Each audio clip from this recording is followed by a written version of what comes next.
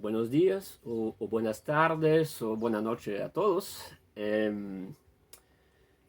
Hay algo acrónico, digamos, en ese saludo que correspondería, digamos, a esa sensación que vivimos o que sufrimos y que tiene que ver con los denominados tiempos inciertos, una expresión que circula mucho en este momento.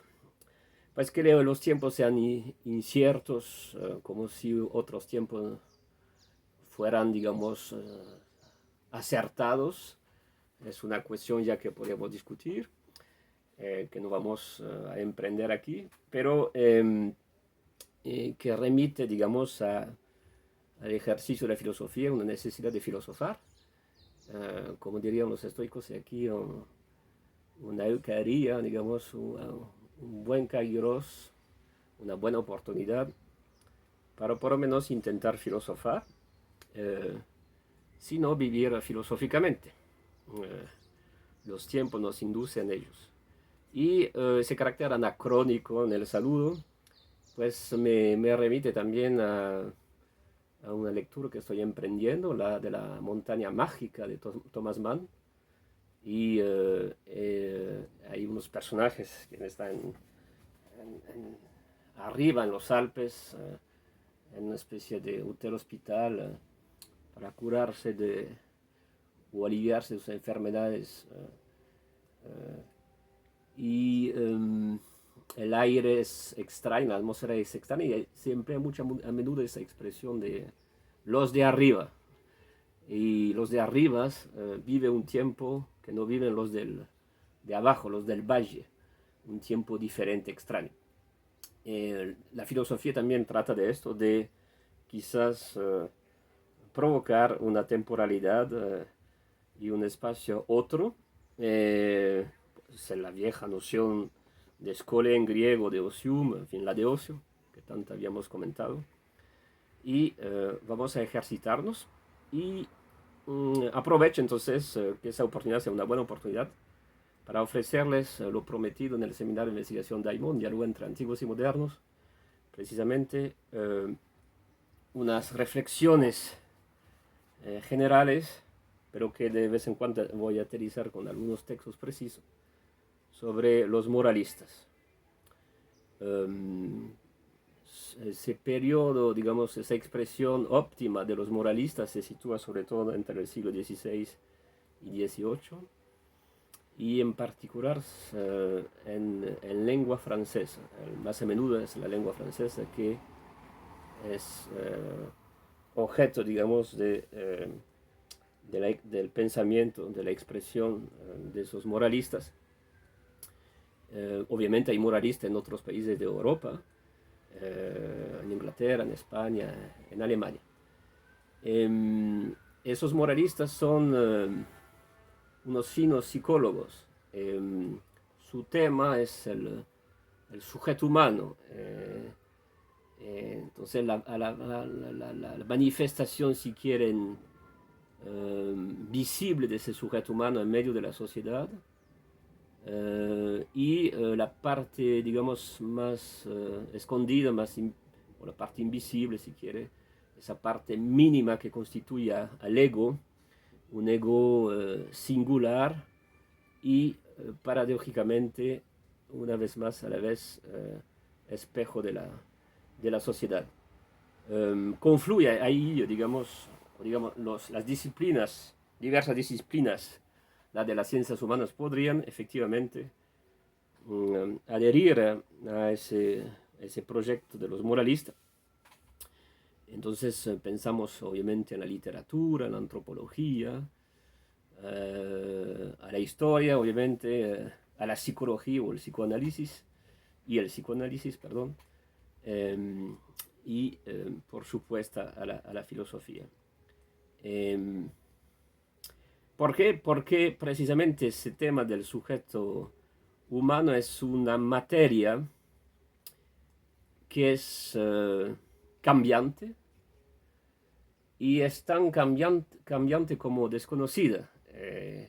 Y se trata particularmente del hombre. Y ahí pueden recordar algunas anotaciones que había hecho en otra sesión en el seminario a propósito precisamente de, de esto que es la autobiografía, en particular desde Montaigne, un gran moralista, admirado por Nietzsche, y cómo entonces decirse a sí mismo, si precisamente cómo encontrar una forma que siga esta materia que uno es, que es tan cambiante y al mismo tiempo tan desconocidas. Esa idea de que hay que intentar decir o ocuparse de esa materia que es tan cambiante y desconocida como lo es el hombre, en realidad es una fórmula, una máxima de La Rochefoucauld, un gran moralista. Entonces, ¿qué quiere hacer el moralista? Observar y estudiar, o más bien atrapar el movimiento de los seres y de las cosas en unas escrituras que no puede fijarse, que por lo tanto que tiene que ser una escritura movediza y por lo tanto esa escritura naturalmente se volverá fragmentaria. Bien, diversas pruebas, experimentos, digamos, narrativos se dan según los países, e incluso dentro de los mismos países, en esta Europa. Nos situamos aquí en el periodo histórico, una vez más, entre el siglo XVI y XVIII, y podemos decir que hay una preferencia por las máximas en Francia. Una vez más, se trata de un efecto de generalización, pero que no significa que no haya otras formas. Entonces, preferencia, digamos, por las máximas en Francia. En Inglaterra, preferencia por el ensayo. En España, preferencia por el manual. Pienso, por ejemplo, ustedes recordarán el manual de Pictet, por ejemplo.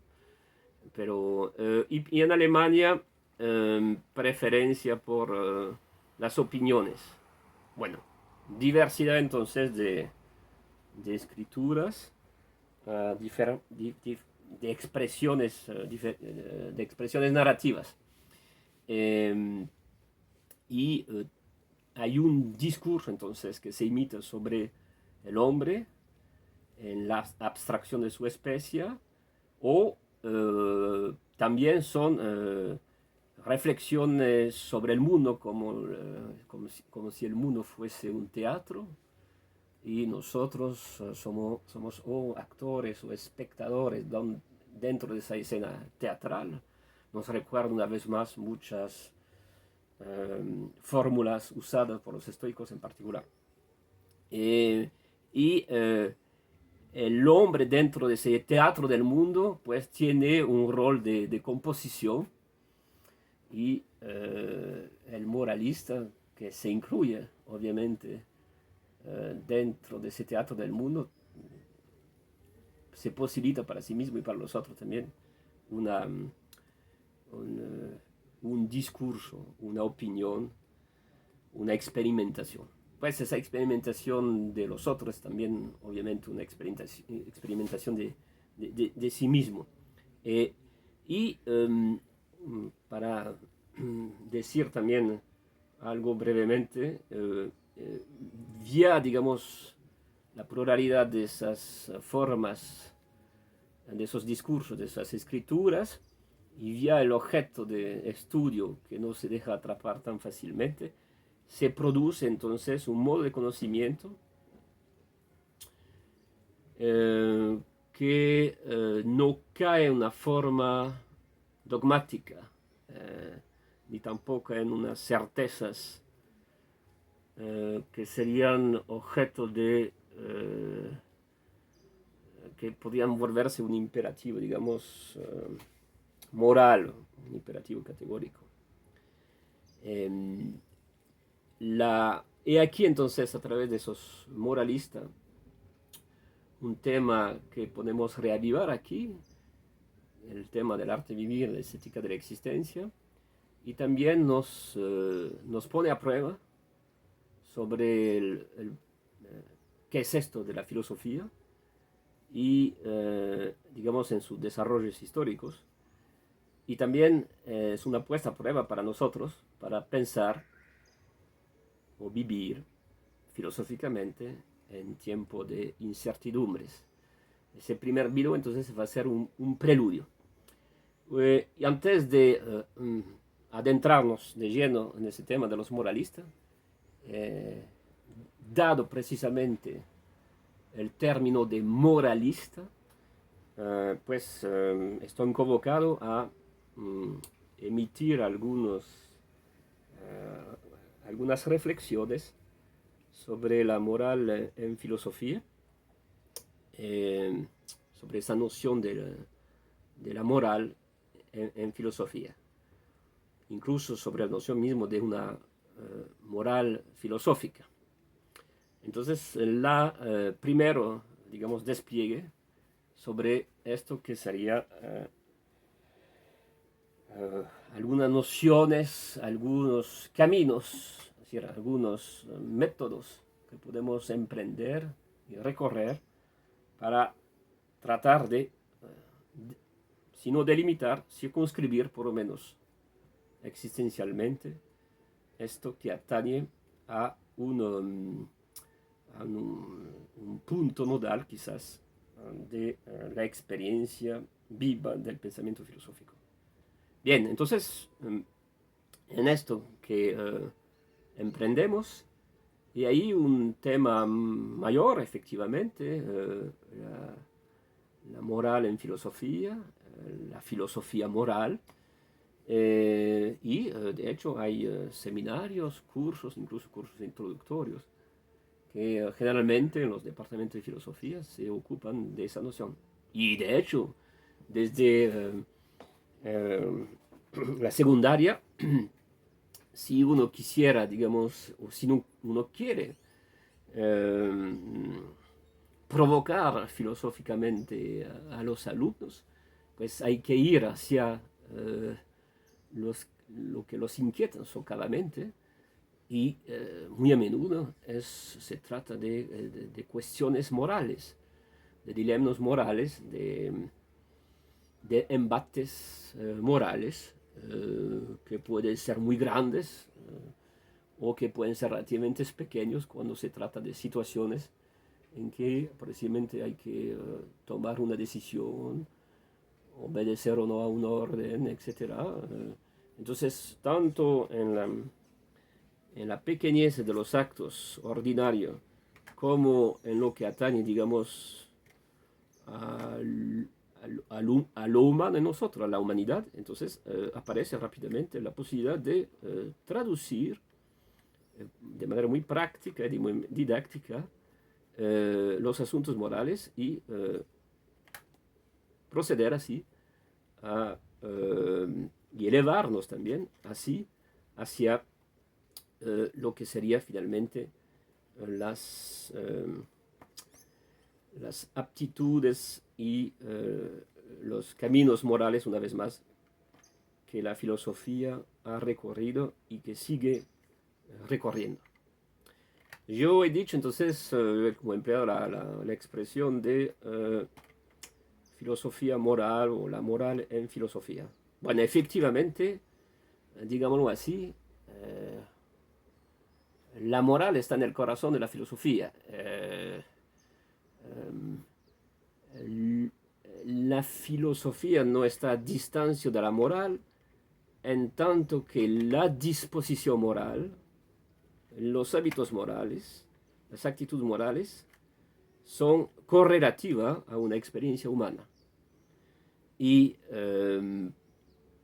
aunque elogiamos o al contrario miramos con cierto escepticismo o desdén el carácter antropocéntrico y logocéntrico que se da en ese despliegue inicial de la filosofía en su momento heleno y romano, debemos constatar que efectivamente la moral se inscribe ya inicialmente, podríamos decirlo, en el ejercicio mismo de la filosofía, en el filosofar. Así que podríamos pasar inmediatamente de la expresión o del título que nos compromete, la moral en filosofía o la filosofía moral, más bien a decir la filosofía, coma o dos puntos, la filosofía, disposición moral, en tanto que la filosofía no puede rehuir de esa disposición moral, y obviamente la disposición moral, una vez más, atañe a lo que es el hombre, y es fácil demostrar una vez más que esta cuestión es correlativa al famoso imperativo délfico-socrático, del llamado, digamos, a conocerse a sí mismo. Mucha definición aparece en diccionario, por ejemplo, en un diccionario que se llama el diccionario de Litre, diccionario filosófico, se encuentra la asociada, si quiere, la definición de la filosofía a lo de actitud, a lo de una disposición moral. Es un sistema particular que se hace para la conducta de la vida, incluso podríamos decir, para conducirse en la vida. ¿Sí? Un sistema particular, fondo propio, que uno se hace para uno mismo, que uno efectúa para uno mismo en pro de la conducta de la vida, en pro de conducir la vida. Bueno, esa definición remite también inevitablemente a interrogarse por qué es eso de la filosofía, qué fue, qué ha sido y qué es todavía, y la razón por la cual el otro tópico que había prometido en el seminario a propósito de la sabiduría ayer y hoy aparecerá luego, pero después de haber tratado, digamos, con cierta plenitud,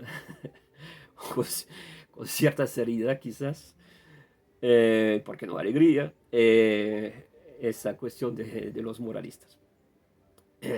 Y ya que he aludido ese tópico de la definición de la filosofía por sí misma, pues inevitablemente aparece también el otro tópico prometido sobre la noción de concepto en filosofía.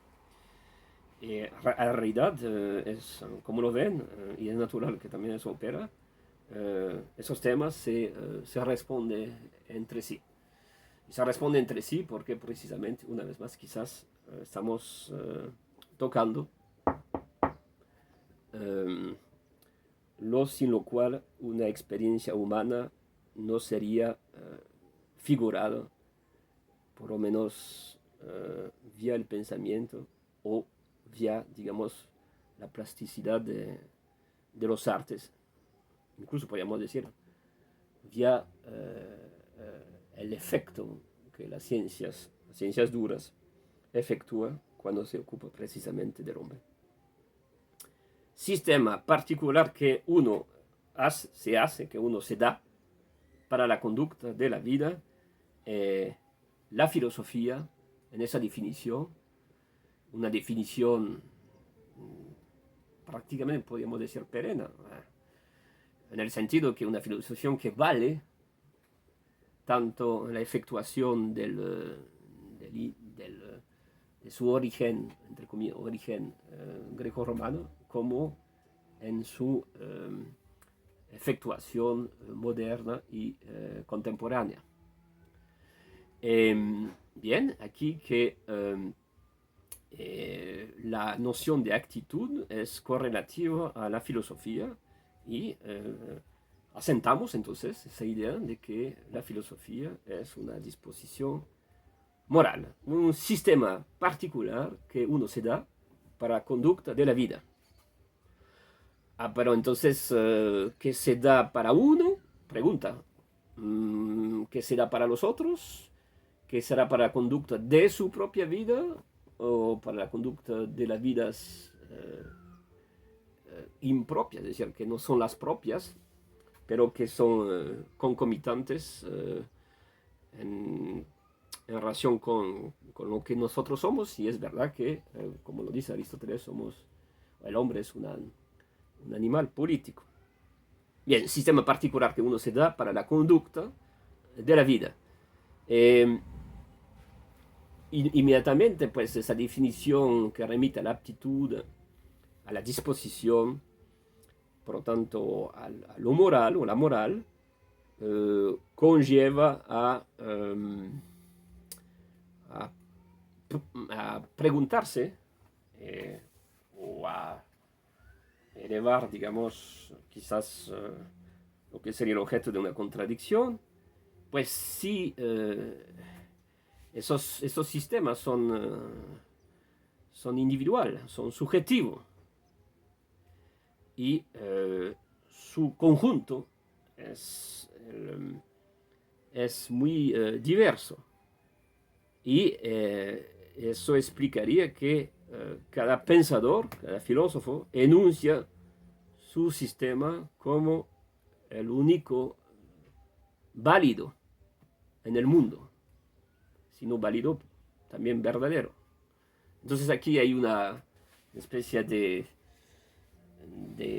límite, si quieren, en la definición de un sistema particular que uno se da para la conducta humana, precisamente porque remitimos a la subjetividad, a la singularidad propia del ser humano, de cada uno de nosotros, y entonces a la individualidad, a la subjetividad, y obviamente la subjetividad e individualidad, por la singularidad, por su apelación propias, desmiente, digamos, apela más bien a una diversidad, esa misma diversidad que yo mencionaba precisamente a propósito de los moralistas, ¿no? Entonces ven el efecto de la correlación ya inmediata con ese propósito de indagar, preguntarnos, especificar, inquietarnos filosóficamente por eso de los moralistas.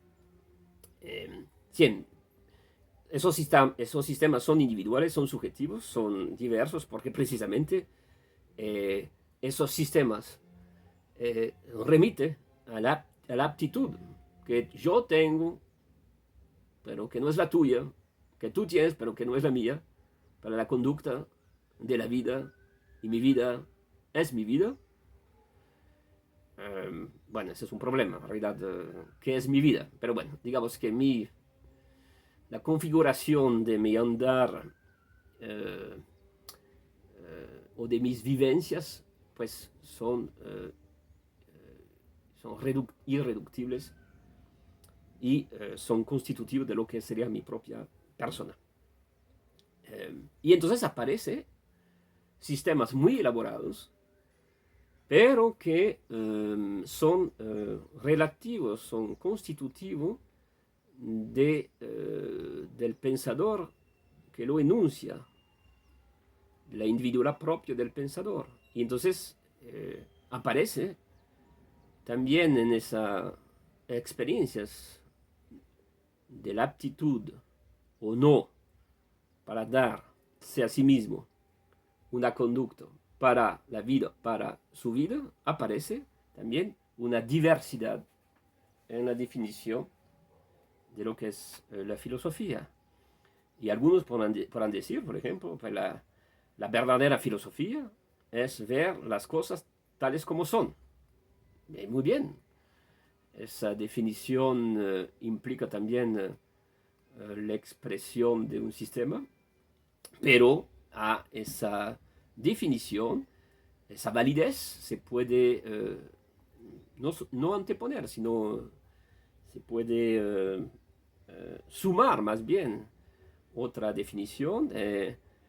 La verdadera filosofía, por ejemplo, sería preferir lo que uno tiene y ver todas las cosas en relación con uno tiene, es decir, validar todas las cosas de un modo positivo, por ejemplo. ¿Sí? Otra experiencia filosófica consistiría, entonces estamos sumando, ¿no? Consistiría de decir que algunos tienen la que algunos prefieren se prefieren al resto, digamos, del género humano. Bueno, hablaremos de egoísmo, quizás de egotismo, pero no por ello pues negaríamos que aquí hay un principio filosófico, sino un sistema filosófico, por lo menos un principio filosófico. Entonces, podríamos adentrarnos en toda la historia de la filosofía, y no solamente en la historia de la filosofía, sino en las disciplinas donde es más manifiesto esa cuestión de, de una actitud, una conducta, una disposición moral, y más allá de la propia filosofía, en la literatura, etcétera, en los artes, pues veríamos que hay muchísimas concepciones de detalles, siendo el hombre al mismo tiempo un ser histórico, y en el intento de no renunciar a conceptualizar, digamos, a formular por lo menos unos principios más nítidos, o digamos unas ideas que por lo tanto son universales, podemos, grosso modo, clasificar la mayoría de esas filosofías, en tanto que sería un sistema particular que uno se da para la conducta humana, en dos rangos mayores. Entonces, podríamos dirimir, grosso modo, y decir que, bueno, sí, hay dos tendencias manifiestas que recorren, que la filosofía recorre en su disposición moral. La tendencia hedonista y una tendencia, digamos, ascética. Tendencia hedonista y la tendencia ascética. Bueno, dos cosas se deben decirse inmediatamente. Cuando se dice que hay dos clases mayores, dos rangos mayores, grosso modo, eso significa que va a haber muchas excepciones a ese intento de figurar, de describir esas dos tendencias. Siempre habrá casos que escapan, digamos, a esa regla que uno intenta promover. Pero, y aquí una facilidad para nosotros, cuando precisamente queremos adentrarnos en el despliegue mismo de la filosofía. Si no tenemos, digamos, una herramienta que facilita estructuralmente la puesta a disposición de definiciones mayores, estaremos siempre perdidos y atrapados en las particularidades, y probablemente no encontraríamos un sentido para la existencia, ni tampoco, o simplemente tendríamos que rehuir de esa aptitud que probablemente es natural en todos a filosofar. Dos rangos mayores, entonces, grosso modo, la tendencia hedonista, la tendencia ascética. La otra observación que quiero emitir es que, en realidad, el hedonismo es una forma, encierra una forma ascética, es una forma ascética. Sea porque uno no adhiera, digamos, a todos los modos hedonistas que el hombre recibe o se ofrece o que el hombre contiene, sea porque más sencillamente el abandonarse a los placeres implica en esa expresión en un cierto momento tomar una distancia, si no pues el abandono no se puede ni siquiera relatar o emitir. Y entonces un pensamiento a distancia de lo que uno, sobre lo cual uno adhiere, de todos modos, pues revela una forma de ascetismo, en el sentido griego de ascesis, de un ejercicio, un trabajo sobre sí mismo. Obviamente pueden pensar muchos de ustedes, digamos, en uno de los famosos hedonistas que es Epicura y su escuela, que obviamente no se abandona a todo tipo de placer y que provoca una distancia entre los placeres naturales y necesarios y los que son ni naturales ni necesarios. Entonces hay un efecto obviamente de puesta a distancia. En el fondo, un hedonista reservado, muy regulado, digamos, como lo es, por ejemplo, Epicuro, o alguien que goza